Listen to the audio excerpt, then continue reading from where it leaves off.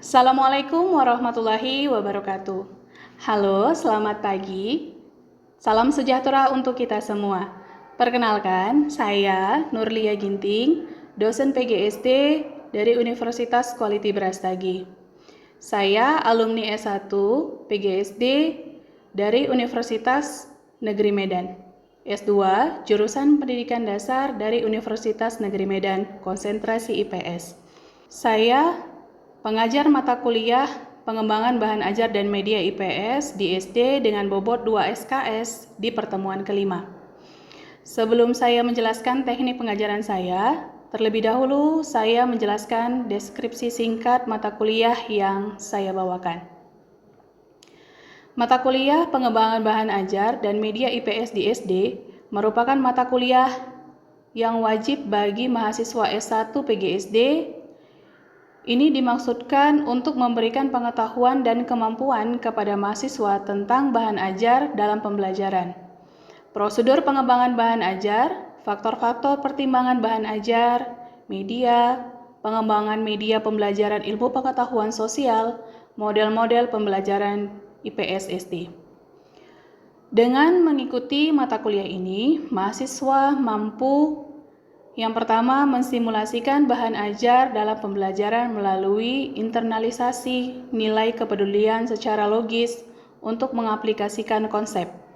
Kemudian, yang kedua, mampu mensimulasikan prosedur pengembangan bahan ajar, kepedulian terhadap lingkungan secara logis untuk perkembangan peserta didik.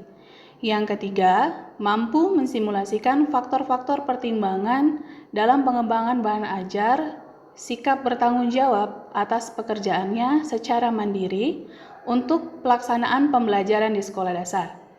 Yang keempat, mampu mensimulasikan media, kepedulian sebagai sumber belajar yang inovatif sebagai guru kelas di sekolah dasar melaksanakan evaluasi.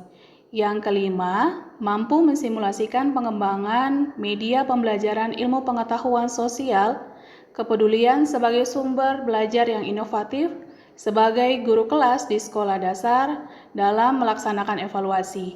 Dan yang terakhir, mampu mensimulasikan model-model pembelajaran IPS sekolah dasar, kepedulian sebagai sumber belajar yang inovatif sebagai guru kelas di sekolah dasar melaksanakan evaluasi. Untuk bisa mencapai kemampuan tersebut, mahasiswa akan diberikan topik-topik yang akan dibahas selama 14 kali pertemuan secara tatap muka dan daring. Berikut topik-topik yang akan dibahas. Yang pertama, bahan ajar dalam pembelajaran. Kemudian, yang kedua, proses pengembangan bahan ajar. Yang ketiga, faktor-faktor pertimbangan dalam pengembangan bahan ajar. Yang keempat, media. Yang kelima, pengembangan media pembelajaran ilmu pengetahuan sosial. Dan yang keenam, model-model pembelajaran IPS sekolah dasar. Nah, setelah kita tahu gambaran singkat mata kuliah pengembangan bahan ajar dan media IPS SD yang saya ampu, selanjutnya saya akan menjelaskan teknik pengajaran saya dengan menggunakan metode DIA. Yang pertama, delivery. Bagaimana saya menyampaikan perkuliahan kepada mahasiswa? Ada dua strategi yang saya gunakan. Yang pertama, menggunakan buku bacaan yang berjudul Cooperative Learning Analysis Model Pembelajaran IPS karangan Raharjo Solihatin. Kemudian, yang kedua, diskusi di kelas setiap minggunya. Selanjutnya, teknik yang kedua adalah interaksi atau interaction. Bagaimana saya berinteraksi dengan mahasiswa dalam perkuliahan saya, ada beberapa saluran komunikasi yang saya gunakan, yaitu yang pertama di dalam kelas. Saya selalu memotivasi mahasiswa untuk bertanya dan mengemukakan pendapatnya agar proses belajar mengajar berjalan berkomunikatif dua arah. Kemudian yang kedua, menggunakan media LMS. Untuk mengisi daftar hadir, berdiskusi kepada mahasiswa untuk memberikan feedback atas proyek-proyek yang mereka kerjakan. Kemudian yang ketiga, grup WhatsApp sebagai sarana untuk berdiskusi di luar kelas selama 24 jam 7 hari. Dan saya juga tidak jarang melemparkan topik-topik terkini agar diskusi tetap berjalan dalam grup WhatsApp tersebut. Nah, teknik yang terakhir adalah assessment, yaitu bagaimana saya menilai mahasiswa. Pada pertemuan pertama perkuliahan, saya selalu menjelaskan kontrak perkuliahan kepada mahasiswa yang kita sepakati bersama antara saya sebagai pengajar dan juga mahasiswa. Di dalam kontrak kuliah tersebut memuat cara saya menilai dan bobot penilaian saya kepada mahasiswa, sehingga mahasiswa dipastikan tahu lebih awal dan diharapkan bisa membuat strategi agar perkuliahan mereka bisa berjalan lancar dan mendapatkan nilai yang memuaskan. Berikut adalah contoh skema penilaian yang saya berikan kepada mahasiswa seperti ini. Selanjutnya, saya akan memberikan cuplikan pembelajaran saya pada mata pelajaran pengembangan bahan ajar dan media IPS di SD pada pertemuan kelima secara tatap muka di kelas. Selamat pagi semuanya. Pagi, Bu. Apa kabarnya? Baik, Bu. Sudah sarapan tadi pagi? Sudah, Bu. Oke, hari ini kita perkuliahan pengembangan bahan ajar IPS. Sudah absen tadi? Sudah, Bu. Oke, sebelum kita memulai pembelajaran, alangkah baiknya kita berdoa terlebih dahulu. Berdoa dimulai. Berdoa selesai. Oke, sebelum kita memulai perkuliahan kita, materi kita pada hari ini, masih ingat materi kita minggu lalu? Masih. Apa itu? Penyusunan RPP. Oke, penyusunan RPP. Jadi materi kita hari ini adalah bagaimana cara pembuatan bahan ajar dalam mata pelajaran IPS. Jadi terlebih dahulu kita membuat RPP-nya dulu, baru kita buat media. Oke. Nah, di sini kita lihat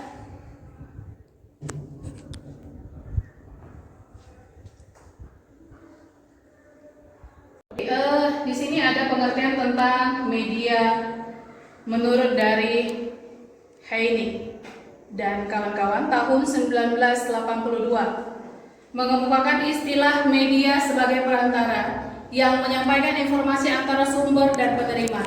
Definisi tersebut menekankan istilah media sebagai perantara. Oke, jadi media itu adalah sebagai perantara. Nah, kemudian menurut si Gerlach dan Eli itu berpendapat bahwa media pembelajaran secara umum adalah manusia, materi atau kejadian yang membangun kondisi yang membuat siswa mampu memperoleh pengetahuan, keterampilan, atau sikap. Nah, kemudian ada fungsinya. Kemudian juga ada faktornya. Oke. Kira-kira fungsi dari media itu apa? Sebagai? Oke, termasuk dari definisi tadi adalah perantara. Kemudian apa lagi fungsi dari media? Iya, menyampaikan informasi. Kemudian apa lagi? Membantu guru dalam penyampaian materi. Iya, kemudian juga ada faktor-faktornya. Nah, kemudian selanjutnya ada ciri-ciri dari media.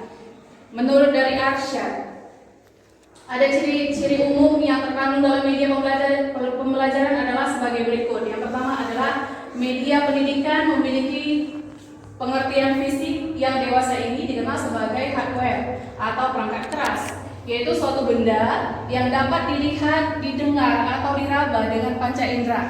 Kemudian yang kedua, media pendidikan memiliki pengertian non-fisik yang dikenal sebagai software atau perangkat lunak, yaitu kandungan pesan yang terdapat dalam perangkat keras yang merupakan isi yang ingin disampaikan kepada siswa.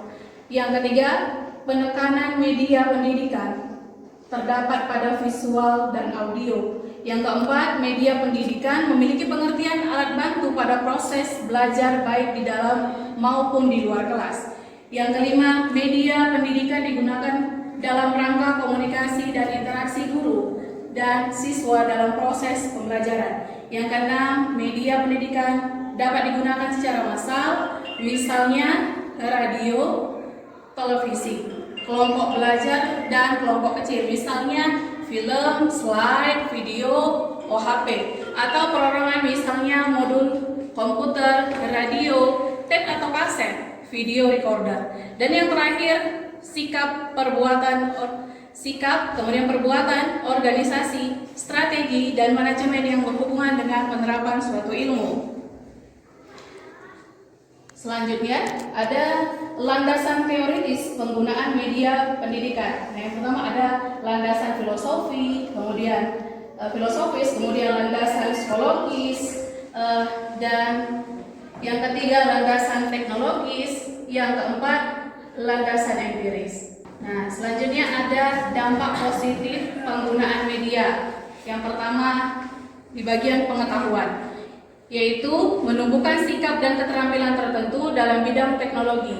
Yang kedua, memberikan motivasi belajar kepada siswa. Yang ketiga, mewujudkan situasi belajar yang efektif. Kemudian, bagian sikap siswa dapat mempermudah dalam memahami materi. Yang bagian keterampilan, siswa akan memiliki rasa ingin tahu yang membuat siswa menjadi pandai dan cerdas. Oke, sebelum masuk di sini, kira-kira ada yang mau atau yang ingin ditanyakan? Saya, Bu. Oke, silakan. Bu, saya mau tanya, alat media yang paling cocok digunakan dalam pembelajaran IPS itu media yang seperti apa ya, Bu? Media yang cocok digunakan pada mata pelajaran IPS. Oke, kita sesuaikan dulu dengan kondisi kelas kita. Itu yang pertama. Kemudian apalagi? Kita lihat kelas berapa yang kita masuki, ya kan? Kesesuaian dengan materi yang akan kita sampaikan. Nah, seperti itu. Misalnya kondisi itu tadi kan kita harus lihat apakah di sekolah tempat kita mengajar sudah didukung oleh internet, sudah didukung oleh listrik. Kalau tidak ada, bagaimana cara kita menampilkan materi atau media pembelajaran menggunakan OHP seperti ini? Ya kan, yang sekarang saya gunakan ini adalah OHP, medianya menggunakan laptop, PowerPoint. Nah, kemudian selanjutnya di sini ada alat dan teknik media pendidikan. Yang pertama alat visual. Nah, alat visual di sini apa di sini gambarnya? Papan tulis. Iya, papan tulis sama seperti yang ada di kelas kita ini. Ini papan tulis, whiteboard atau blackboard. Nah, kalau whiteboard ini menggunakan spidol. Iya, spidol. Kalau misalnya di SD itu, di sekolah itu kapur. Iya, kapur atau blackboard. Dia hitam papan tulisnya. Kemudian apalagi selain itu? Nah, ini poster. Poster ini bisa kita tugaskan siswa dalam membuat poster. Misalnya tentang apa? Tentang sayangi bumi kita. Itu salah satu contoh. Kemudian apa lagi? Hemat listrik. Itu adalah poster. Poster itu adalah himbauan. Kemudian kita lanjut. Contoh berikutnya. Nah, ini apa? Iya, pemenangan gambar. Jadi kalau misalnya kita jelaskan bagaimana pemandangan yang ada di Brastagi, mereka bingung ya bagaimana fotonya seperti apa, bentuknya seperti apa. Nah, kita harus cantumkan gambarnya, fotonya. Nah, itu secara visual. Boleh juga yang lebih baiknya lagi adalah audio visual. Jadi dia bergerak juga ada suaranya. Selanjutnya di sini ada grafik. Di IPS juga ada dalam membuat grafik, bukan hanya di matematika saja. Di IPS juga ada, misalnya tentang kepadatan penduduk, iya, sensus penduduk.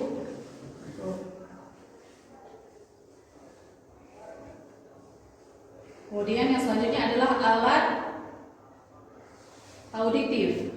Itu seperti radio. Dia hanya visual, audionya saja. Hanya berupa suaranya aja, nggak ada gambarnya. Kemudian ini apa? Ada yang pernah apa?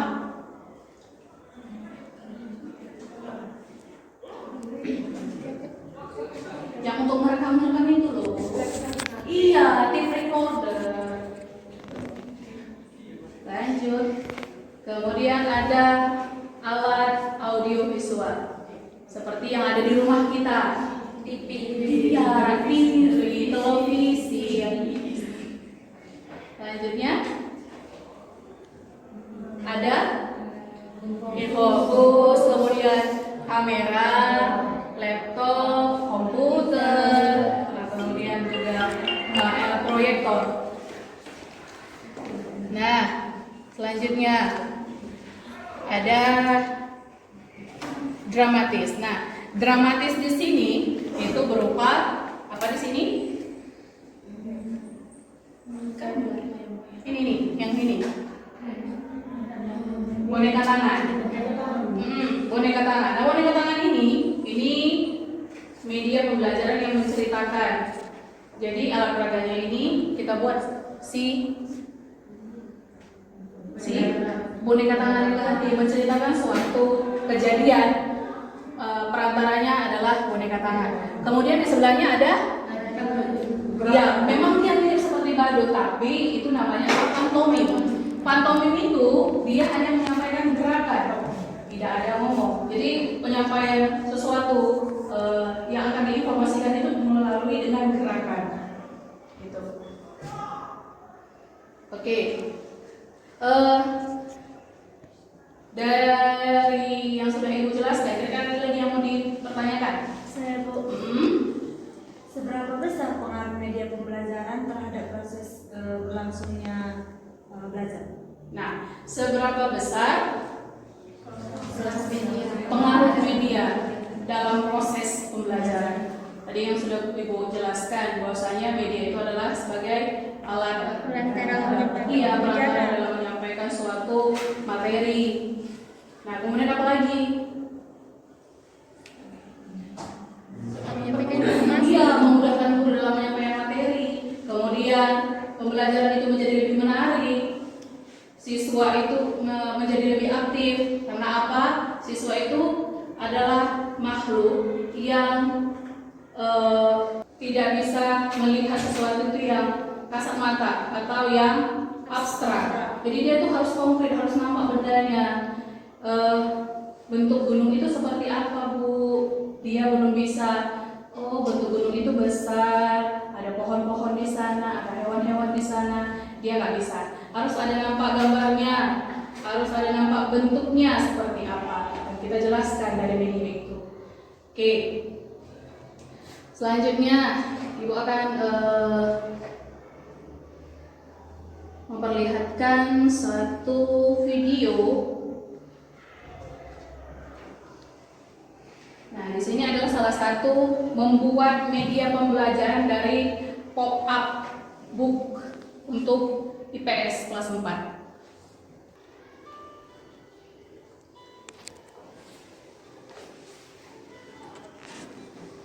Oke, kita simak baik-baik di sini apa saja yang perlu dipersiapkan atau alat dan bahannya. Ada lem, kemudian double tip, pensil atau pulpen, gunting, roll, gambar-gambar.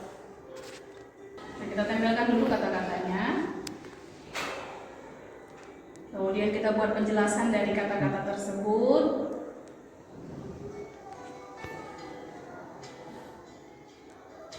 Nah, jadi pop-up book ini tadi dia seperti buku.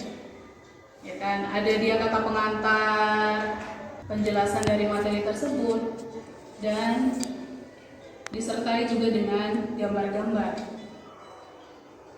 Di sini ada double tick.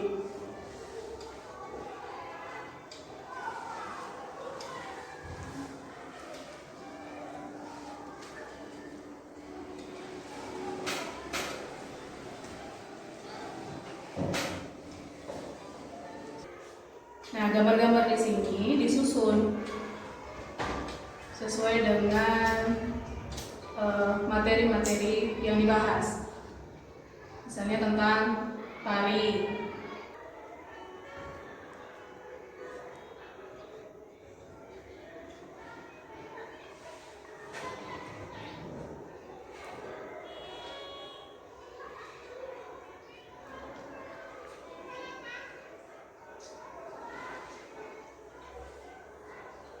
Jadi memang guru itu adalah dituntut menjadi seseorang yang kreatif dan inovatif. Bukan hanya pintar mengajar, tetapi dalam membuat media pembelajaran juga harus bisa, harus pintar. Nah, ini sudah macam-macam dari rumah adat. Kemudian ada agama dari yang ada di Indonesia. Nah, di sini kan bukunya sudah jadi nih. Jadi kalau bukunya sudah jadi, ini bukan hanya dikasih sama siswanya aja, tetapi juga dijelaskan. Berikutnya, di sini terdapat pertanyaan, tahukah kamu bahwa Indonesia terdiri atas banyak pulau, suku bangsa, tarian, rukun adat, serta agama, dan juga mengajak kepada pembaca untuk cari tahu lebih jauh tentang keberagaman itu. Selanjutnya di halaman berikutnya. Nah, selain dia bisa membaca, juga bisa menjawab pertanyaan-pertanyaan yang ada di dalam. Jika kita buka, di sini terdapat gambar beserta penjelasannya.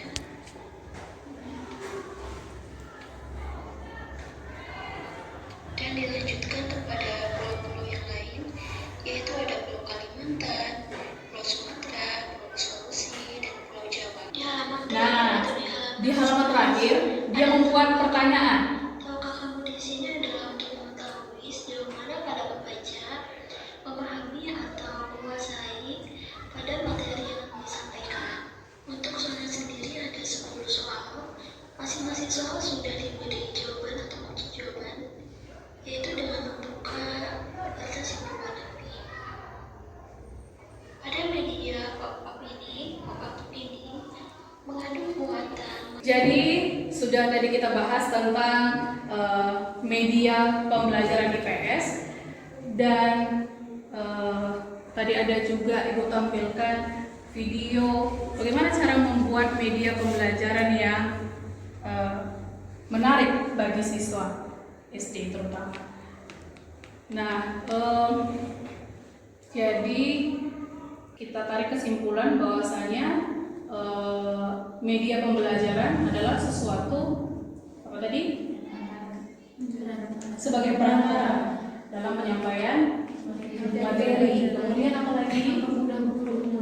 Iya, mempermudah guru dalam memperjelas materi. Kemudian untuk siswa membuat siswa menjadi lebih kreatif, aktif juga, rasa ingin tahunya lebih besar lagi. Setelah ini apalagi yang akan ditampilkan oleh ibu guru kami, bapak guru kami. Selain itu, iya, minat belajar siswa lebih tinggi, itu yang paling utama. Nah, jadi dari materi yang sudah ibu sampaikan, ada tugas yang akan harus kalian kerjakan. Tugasnya itu adalah membuat media pembelajaran. Sesuaikan dengan RPP yang sudah kita buat atau sudah kita rancang pada minggu lalu. Nah, misalnya RPP-nya tentang kelas rendah, misalnya kelas 2, sesuaikan materinya tentang apa? Pembahasan di kelas 2 tersebut. Ya. Misalnya kelas tinggi tadi tentang keanekaragaman budaya yang ada di Indonesia. Boleh dicontoh seperti tadi, boleh yang lain. Kira-kira ada yang mau ditanyakan? Gak ada. Sudah cukup jelas? Sudah, Bu. Sudah. Oke, kalau begitu sini pembahasan kita, materi kita yang pada hari ini.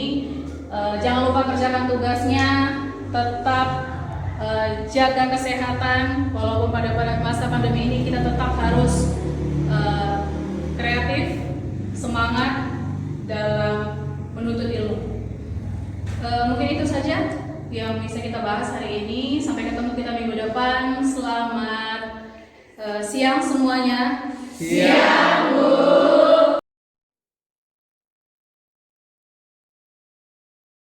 Demikian cuplikan video pembelajaran dari saya secara tatap muka. Diharapkan mahasiswa setelah mengikuti dan mempelajari mata kuliah pengembangan bahan ajar dan media IPS dengan bobot 2 SKS pada pertemuan kelima, mahasiswa mampu dan terbiasa dalam merancang dan membuat media pembelajaran IPS di SD yang kreatif dan inovatif. Semoga bermanfaat dan sampai jumpa lagi di video selanjutnya. Wassalamualaikum warahmatullahi wabarakatuh.